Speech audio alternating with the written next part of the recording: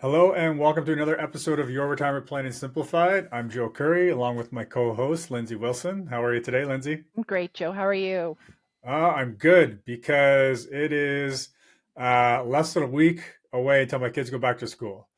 And I know that's probably sounds horrible for me to say it like that. And we've had a really great summer. It's been a lot of fun, but everyone, including myself, needs to get back to a bit of a routine Yeah, where there's it's, beauty in returning to the norm and to routine. And there's something always exciting. I was talking to a friend the other day about the different New Year's throughout the year. Like there's New Year's, of course, but yeah. there's the start of the school year, there's your birthday. So it's almost kind of a renewal of the year when people go back to school and life sort of drops back into place. Yeah, absolutely. And this year's a Yeah. little bit more exciting because my youngest, Harry, starts JK. Aw, So now they're both, Harry and Leo are both going to the same school this year, which is going to be really nice because even though I live 5 minutes from work, my commute was about 45 minutes every morning by the time I took Harry to preschool and then back to Lou's school and then right. back to the office. So Right. Yeah. that'll be a nice time saver this year. Yeah, that's great. Well, for this episode, we were having a conversation about the different types of financial professionals because it can be different designations, different titles can be really confusing. So I think we could say, do I need a financial advisor? Do I need a financial planner or a wealth manager? Or yes, it's confusing. So I thought we could have a bit of a conversation today and break that down for people. Yeah, absolutely. So it's Yeah. really confusing. And so in Ontario, they passed kind of like a title reform, which is supposed to try to clarify it and, I guess make sure people have certain credentials to call themselves an advisor or a planner. But it's turned out that that is more of a lobbyist type of I don't know, a bill or whatever you want to call it. So it's not working out as planned. So yeah, I thought it might be nice for us to just give a little bit of clarity to people listening. Mhm. So when they see different titles, they know what it means or what it might not mean. And I think maybe at the end of this, what the takeaway will probably be is that it's not really the title that matters. And you probably need to talk to the advisor, the planner, whoever it is, to learn a little bit more about their practice and what they do Mhm. to actually understand what you can expect because all of these different titles that we'll talk about, they could all offer the same thing or they could be completely different. hmm So let's dive in, and I'm going to ask you, what's the difference between, say, a financial advisor, a financial planner, an investment advisor, a wealth manager, life insurance advisor? Let's start just with some general definitions. So, like financial advisor. Sure. So a financial advisor is kind of all encompassing because there are life insurance advisors, there's financial planners, there's portfolio managers who all call themselves a financial advisor. So it Mm-hmm. really doesn't distinguish at all, right? Now, financial planner is generally a little bit more specific, at least in the sense that when someone calls themselves a financial planner, they usually, like most investment dealerships, for example, will make sure that if someone's going to call themselves a financial planner, they at least have some kind of designation related to Mm-hmm. financial planning. Mm-hmm. So we can usually get a little bit more specific when you see financial planner. Um, Now, when I go back to that title reform, there's definitely some designations that a lot of people didn't think would maybe get on the list of who Mm-hmm. could call themselves a financial planner. Mm-hmm. So the title doesn't is not kind of the end all be all. The CFP or certified financial planning professional is kind of the, I guess the cornerstone or the most widely recognized, and it's a kind of a worldwide designation. So if you're looking for a financial planner, that's probably a good place to start. The banks have kind of their own version of that, which I believe is the PFP as opposed to the CFP. Mm-hmm. So those are a couple designations to maybe look for if you want something that's maybe a little bit more on in depth on the financial planning side. Mm-hmm. But I will also preface that by saying that that doesn't mean that you're going to get financial planning just because someone's a CFP, right? And Mm-hmm. I actually, part of why I thought this might be a good conversation, Lindsay, is because I was talking to, a few people I've talked to who have said, you know, I really wish there was someone who would bring proactive financial planning ideas to me, right? So, Mm-hmm. what are some tax strategies I could be applying? Or what are some things I need to be doing for my estate planner or whatever it is without me having to go and ask and find different people. Mm-hmm. And so that was a little bit surprising to me because I thought, well, that's kind of what we do as financial planners, right? Mm-hmm. And so his idea behind a financial planner, the one specific person I was talking to is that, well, financial planners manage investments, and financial advisors or life insurance advisors just want to sell a life insurance product. And my accountant isn't helping me save taxes into the future. They're just looking over the past year to say, where can I, get more deductions and save money based on what's already happened in history. And so in so many scenarios, those are all perfectly, normal descriptions of those different titles. But there are people out there, there are financial planners out there who are looking at all the different areas of your financial planning portfolio. Yeah, so I'll let you jump in, Lindsay. Oh, I was just going to say, investment advisor, wealth manager, life insurance advisor. Uh, what role would these people play in financial planning?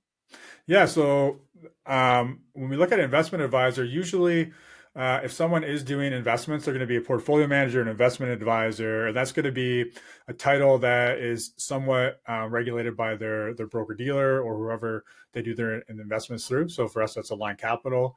And so I'm actually an investment advisor with Align Capital, but I'm also a financial planner with our business, Matthews and Associates, which gets really confusing for consumers. And again, I'm in Ontario right now, but I know other jurisdictions, it's pretty similar, where we hold out certain services through the investment side of our business, but we also have the planning side of our business, which is where we go into all the other stuff I was just talking about. And we actually technically have a different title for that. So it gets pretty confusing for consumers, and it's not hard to understand why consumers don't really know what they're looking for when they're just looking at titles on websites. And I mean, we could kind of look at the role of a financial advisor, but is it true that financial advisors sell only insurance or only manage portfolios? Yeah, so that's good question. That comes back to kind of what I was talking about when I was talking to that other business owner who was saying, I wish I had somebody to give me these strategies and come to me with them, because in a lot of cases, a financial planner or a financial advisor or an investment advisor just does investments. And lots of times a financial advisor just does insurance products, but it's not always the same. So I think the biggest thing people need to understand is that you need to understand what your goals are, what phase of life are you in, and what kind of services are you looking for?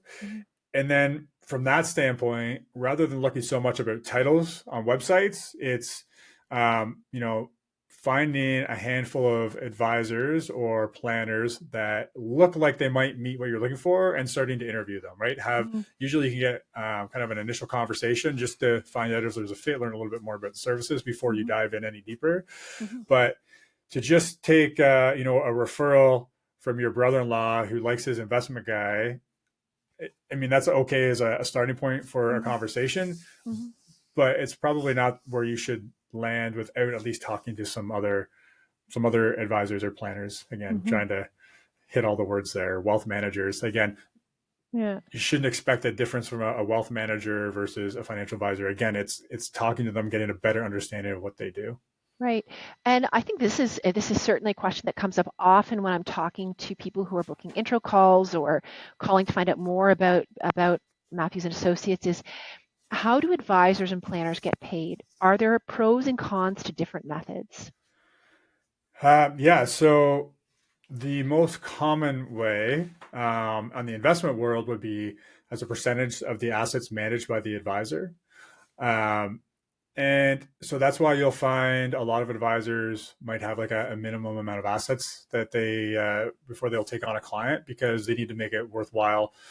And the flip side, if they don't have that minimum, that usually means the service is going to be minimal too, right? Because at the end of the day, the advisors are still running a business and they need to find a way to be profitable. So it's not to say that you're not going to get good advice, you're not going to get a good planner, but that's kind of one of the main ways that advisors charge.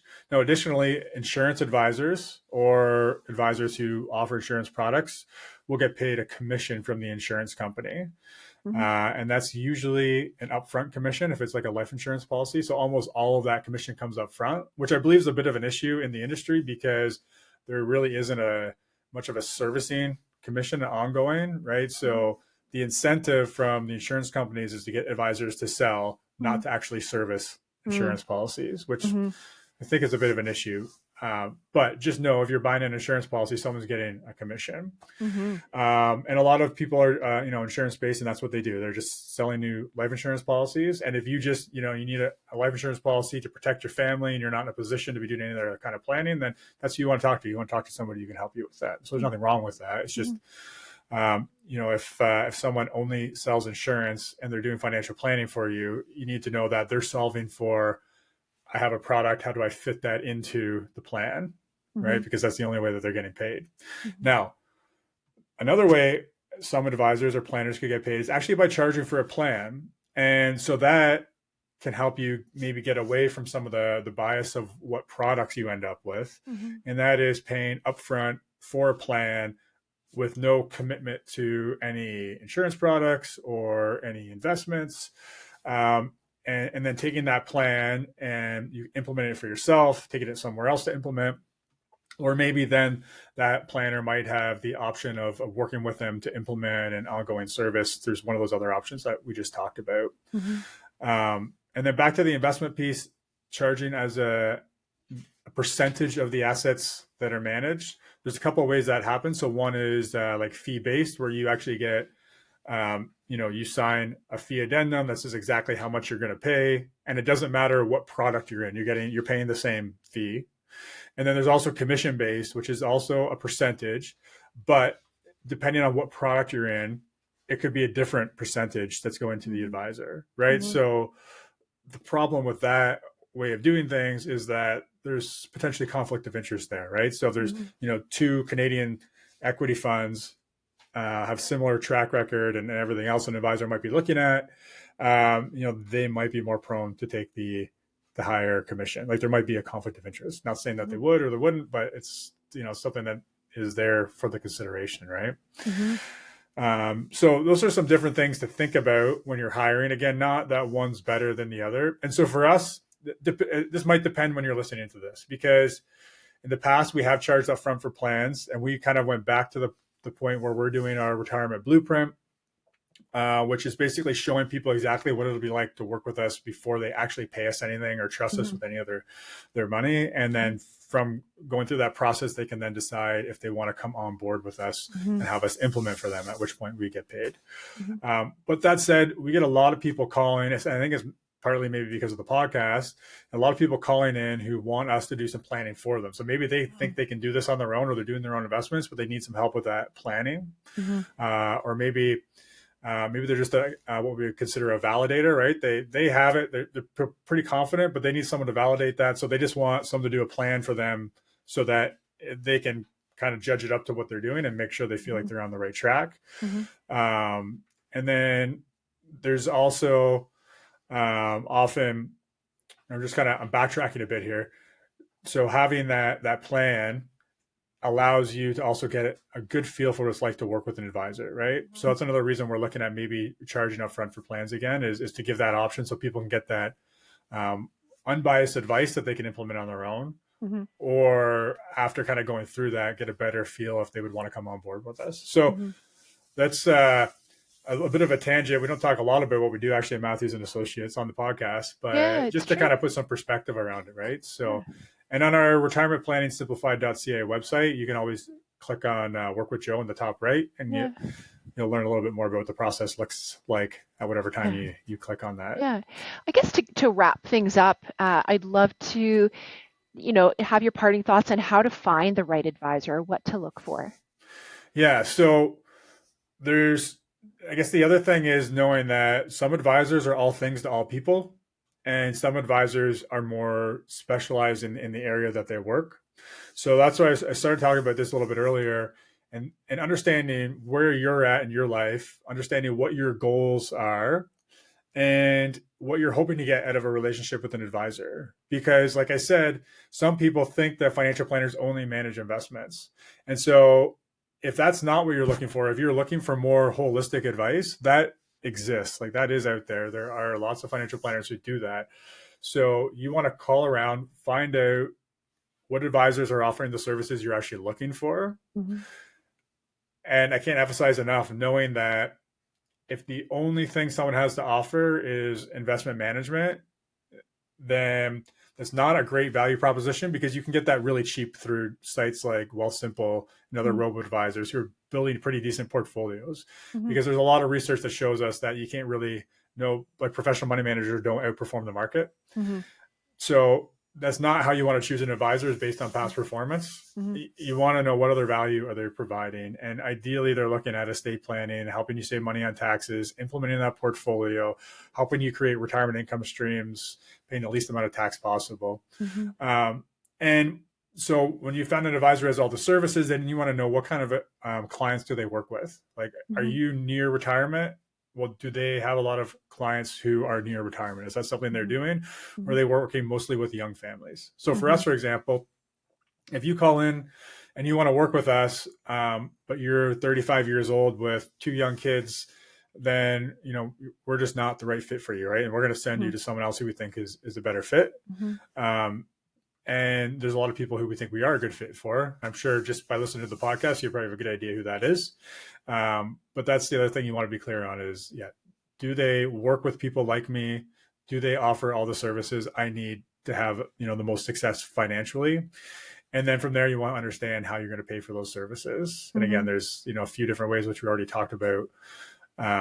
And that's going to maybe depend on your own preferences and your own situation of what makes the most sense from a payment standpoint. That's great. And then just to, again, briefly touch on working with you, Joe, how might someone approach that if they were interested in delving further into what you do as a financial advisor? Yeah, so if you're on our retirement planning simplified.ca website, you will just find Work with Joe in the top corner, and that will make it very easy for you to just schedule a call with me and we can have a chat to see if there's a good fit there. If you want to learn more about our process, you could actually go to our planning business website, which is matthewsandassociates.ca. And on there, you'll learn a little bit more about who we work with, what our process looks like. And again, you can book a call right there on the website. Perfect. Well, thank you, Joe. That's great. All right. Thank you, Lindsay. Okay. Take care. Bye-bye.